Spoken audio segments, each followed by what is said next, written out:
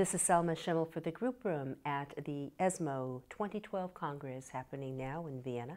I'm very pleased to have us joined by Dr. Nathan Cherny, Chief of Cancer, Pain, and Palliative Medicine Service at Shaare Zedek Medical Center, Jerusalem. Hello, Dr. Cherny.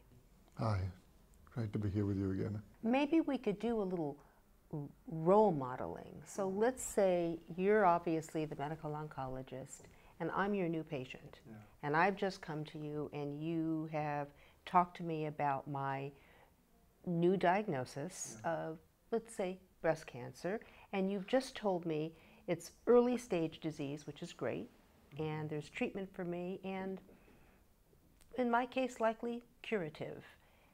Now show me or talk to me and integrate how you're going to talk to me about palliative care in the same breath when I know that I have highly treatable disease. So yes, Dr. Cherny, I understand that you're going to be giving me chemotherapy, and you're going to be sending me for some more tests.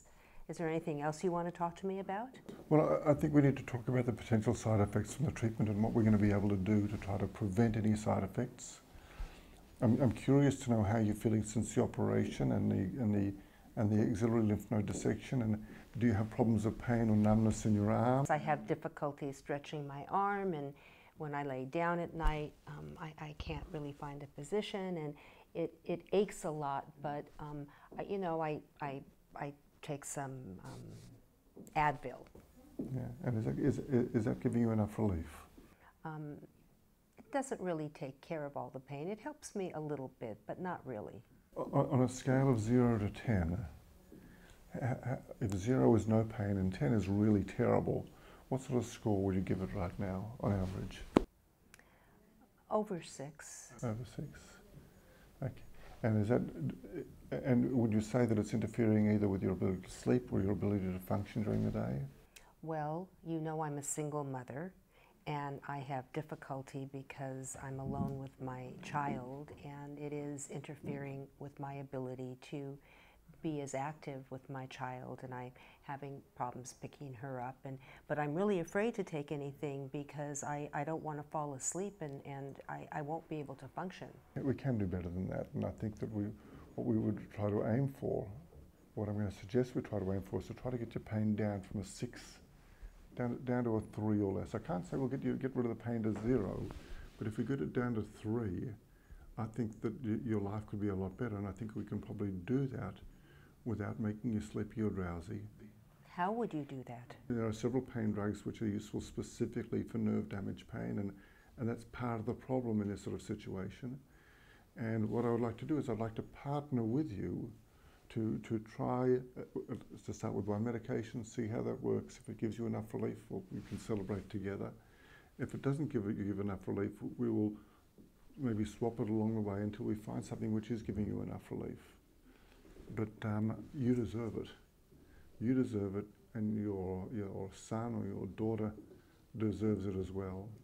And we can do this without interfering whatsoever with the treatment that you're getting to try to make sure that this cancer never comes back. And you know, looking after yourself is not just about looking after your cancer, it's about looking after these other things as well. So Dr. Cherny, what you just did was you demonstrated the concept of palliative care as quality of life and not as an end-of-life option, which can happen along the road. But here was this hypothetical woman with her single child, as a single mother with her little child, really afraid to embrace support and clinical help because of her own association to all the things that would undermine her.